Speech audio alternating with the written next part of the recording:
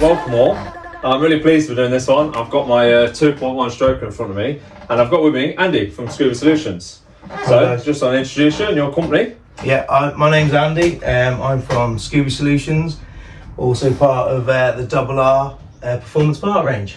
Good. So, I picked you basically because I found you on your Facebook. That was the original. Saw a load of your builds, sent you a few messages. Yeah. More than friendly, more than happy to talk. And sensible questions you asked too. No, you did. You really did. Good. Well, wanted to start off with, how familiar are you with these Subarus? That's the first thing.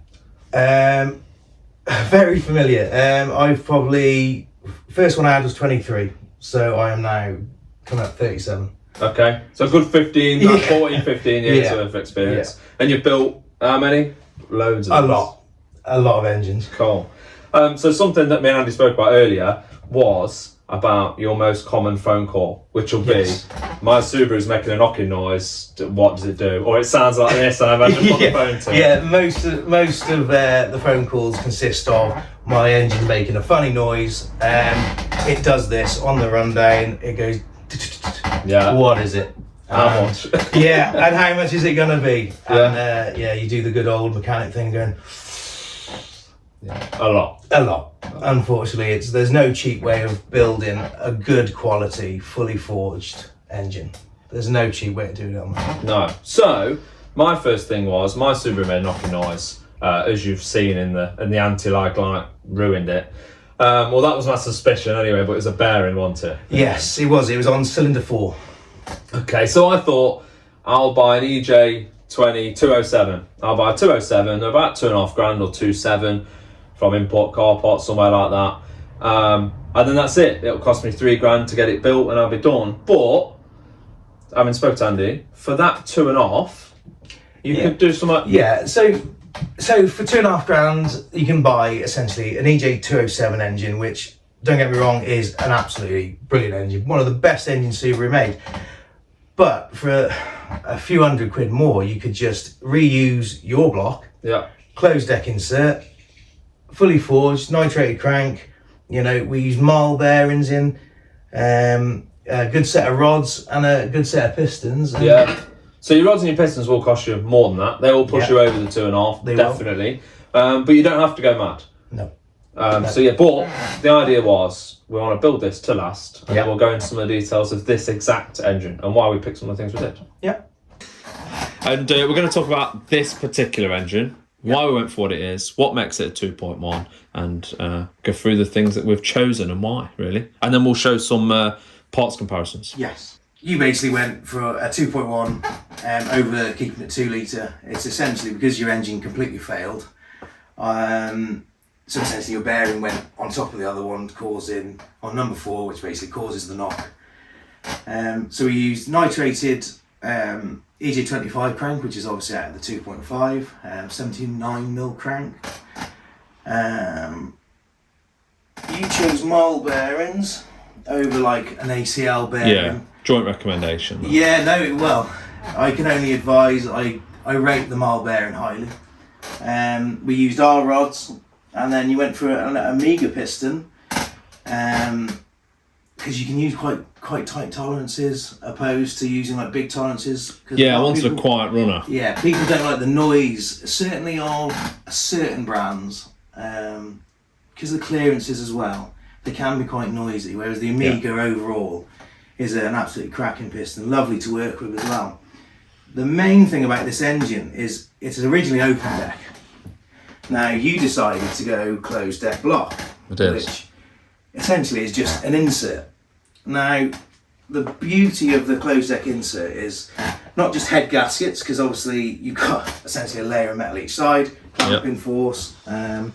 You can... Gone for nice RCM head gaskets, honestly, good quality stopper gasket. You also used RCM Extreme head studs, which again, highly recommend. So over the OEM closed deck block, it's not just expense, but you have to rear thrust convert it. To make it a 2.1. Otherwise, because nowadays you can't get a centre thrust crank. You can't buy them. So you have to do a rear thrust conversion. So that's costly. So this is really the most cost effective way of getting a closed deck block. Yeah.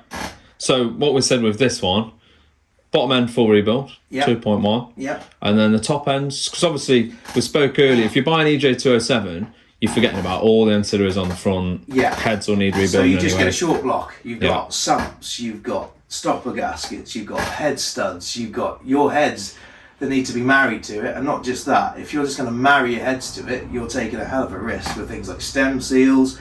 How do you know that your valves are even sealing? Yeah. How do you know even your faces are flush? Yeah. I of course, recommend the sump. completely rebuilding it. The sump, although I won't see anything here, we put the baffle plate in. Yes. Don't we? So an RCM baffle plate. I mean, why not? You can just see it. Oh yeah, see the edge of it. So onto your heads. This was like a special process that we spoke about, innit? Yes. Not the norm. No, this isn't the norm, purely because you mentioned you had anti-lag on your car. Yeah. But I never use it, obviously. Yeah, no, of course you don't. Anti-lag, unfortunately, is an absolute killer. Now, this is what is called a shim, and this is your bucket. So this isn't on all Subarus, though, is it? Just a few years and a few engines. Basically from years 97 onwards, they used what's called a solid shim. So 93 to 96, they used hydraulic. There's 4 types of shim. So shim on bucket, under bucket shim, solid shim, hydraulic. Yeah.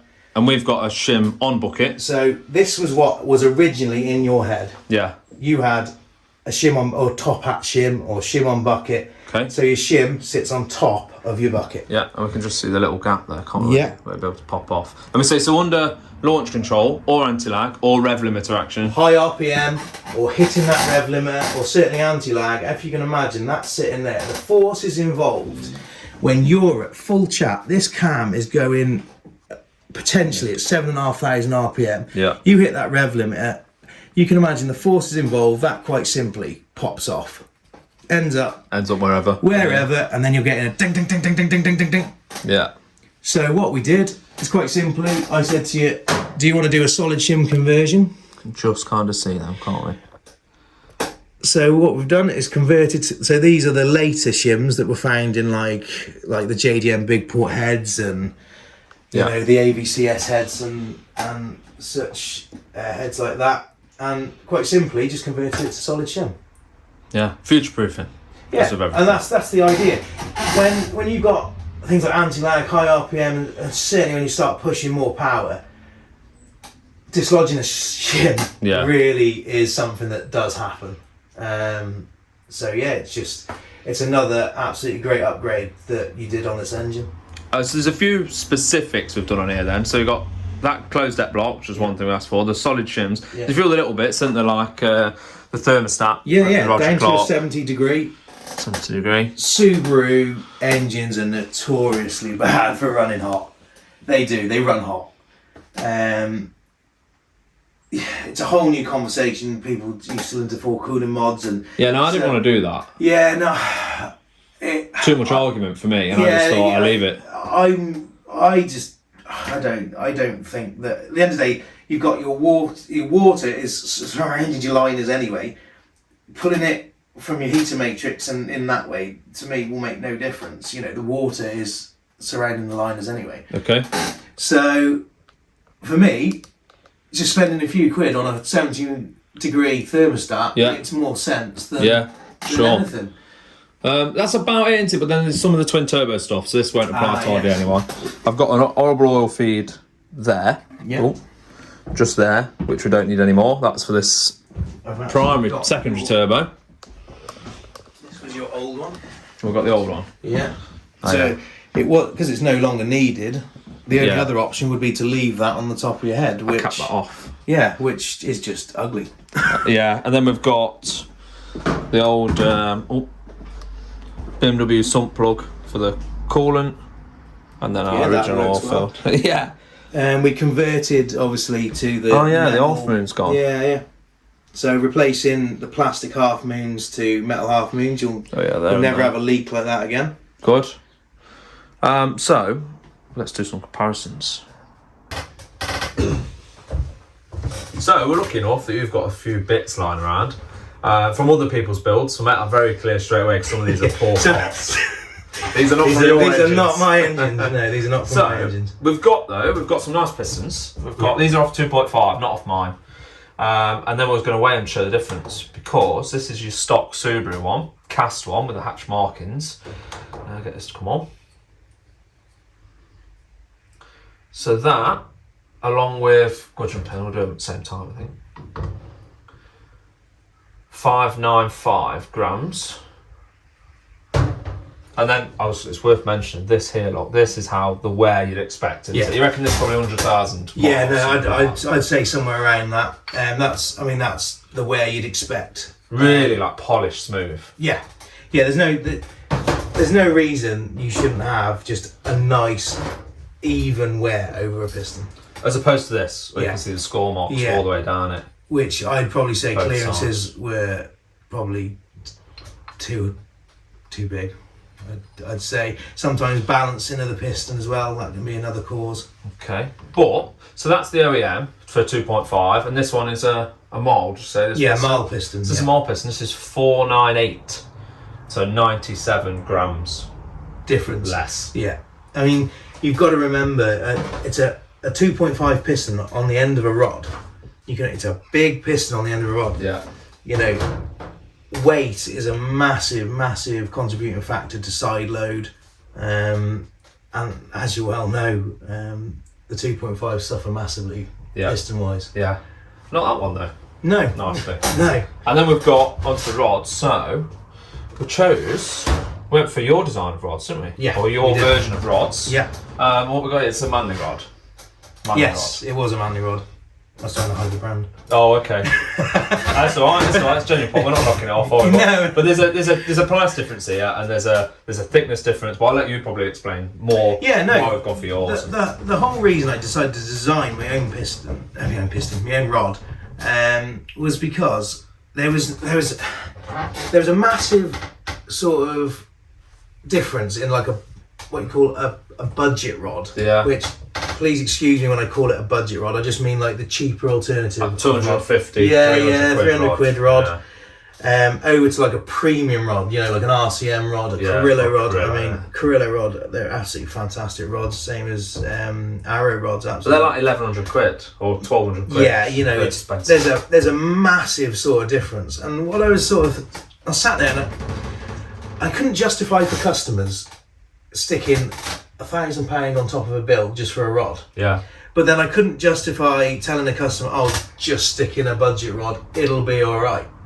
So that's when it came, months and months of designing and to and from in, and that's when I come up with this design.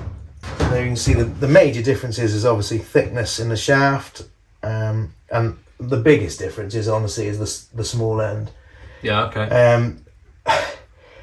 That I've seen rods, not this rod, but rods peel from here. Right. I've also had a guy recently where it actually snapped here, and it had literally bent and snapped. Not something we're looking forward to. No, and I think for the money, what I can offer is basically, for the price of that, you're getting nearly a premium rod. And that's the idea of that, is without having to spend premium prices, you're getting the quality and the reliability. Yeah. I don't think we mentioned it on the max horsepower of this build. Yeah. But we reckon you could run 600 horsepower through that, except the heads. Yeah. On the internals cams themselves, all day long, because you're running what's called an RCM Amiga piston, which is one of these, which is, they're really good. They're an absolute, they're a brilliant piston. But once it's some of the best parts, so you've got to save money and spend money where you feel appropriate. And as I said to you, I think you've done one of the best combos, in my opinion. Yeah, the mild bearings. Now, this is where I think every builder should be telling everyone, just stick. If you've got a Subaru, you should be sticking mild big end bearings in. They're just an absolute, like, comparison wise, there's your typical like ACL bearing, there's your mild bearing. I mean, side by side when you're working with them, every time mile big end bearings. That's what you've put in yours. And honestly, if you want the best sort of bearing to put in, that is by far the best bearing to put in. Married up to a nitrated crank. And these as well, Mole Clevites. Clevite, basically, you can't really get them now. They're getting quite hard to get. The last set of Clevite I got in was, bloody hell, probably 12 months ago now. Oh, okay. Well, I noticed that Mole supply the Ferrari F1 team with their bearings and stuff. They are the top. Yeah. No. I mean, this is a Mole piston here. Don't get me wrong. If I was going to shout and scream about the best pistons available, you've got the two best sat here, which is your Amiga and your Miles. By far, I mean, you've got no coating on the Amigas, but that doesn't matter. Oh, what, you mean on the skirts? Yeah. Because that's the beauty of being able to, you can run as tight as 27,000. Which is I think that's what we've gone for. What we've ran. Yeah. Which by the time you've done running, you've probably got about 3,000 by the time it's honed in. Yeah. All the hone. Which will make it nice and bedded quiet. in. Yeah. Very good.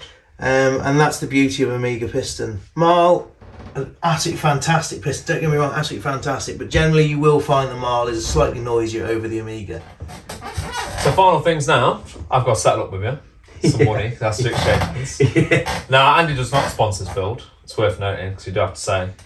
But it's been a pleasure. Yeah, no, it's been really good. Yeah, no, it's been I try and advise customers the best I can, but whether they listen or not is another thing. But you've been, honestly, it's been a pleasure to deal with you. Everything I've said, you took on board, and then you've come back and you said, do you know what?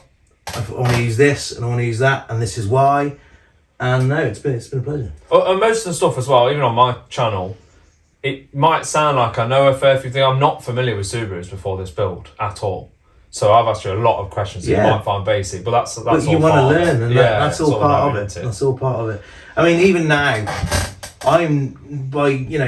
there's still stuff you'll learn now. You know, you never stop learning. I think if anyone thinks that they know the absolutely everything, it's just not the case. No. I still learn day by day, you know. Yeah, so that's what it's all about. I keep looking off camera because there's my block's over there. That's just that shot. I'm going to close with showing the Scooby Solutions, but kindly put on there. Yeah, you can also show that you put the HT Daco cam belt on. Oh yeah. You could, there's so many upgrades that you've done. There's so many things. I mean, the single turbo conversion is an absolutely cracking conversion. I've got to put that back on. Yeah, no, and it will. So it's going to be a painful 1,000 miles of running it in, isn't it? Of which 3 oil changes. So we haven't really spoken about that before. Yeah, no. One thing that I do, if you can imagine, a freshly honed block, fresh bearings, fresh, even your valves, bedding in. Yeah. You've got to think everything.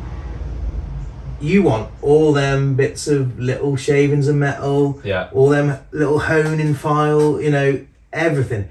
You want them out of that engine. I hear so many people say, 1,000 miles, dump your oil. In my opinion, that's too long. So we're going to go with 100 miles, aren't we, on the mineral? Yeah, I like to just do like what's essentially called like an idle sort of heat up to temperature, drop down, up to temperature, drop down, dump the oil. Oh, okay. On idle? On idle, bring in the revs up a little bit? Just do it on idle, because I'll best buy some more mineral oil then. Just do it dump the mineral oil is just basically just to try and get them piston rings bedded in. Yeah. Then do like another change at 500, then another 1,000. If you just think basically 3 oil changes in the first 1,000, you're gonna and bring it over new to oil synthetic filter as well. Yeah, I've got loads new of oil filter, genuine ones. Yeah, genuine. Make sure they're the black ones, all the blue ones. Yeah. And honestly, change it 3 times in that 1,000 miles on, so you're giving that engine the maximum chance of just longevity. Yeah, and then back to Bob for mapping. Yeah. And then I'll bring it down and see you again. Yeah, no. Look forward to it. Good.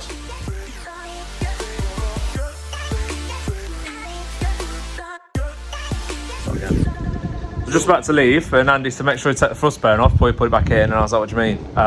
So we'll have a quick look at that. I'll show you what it means.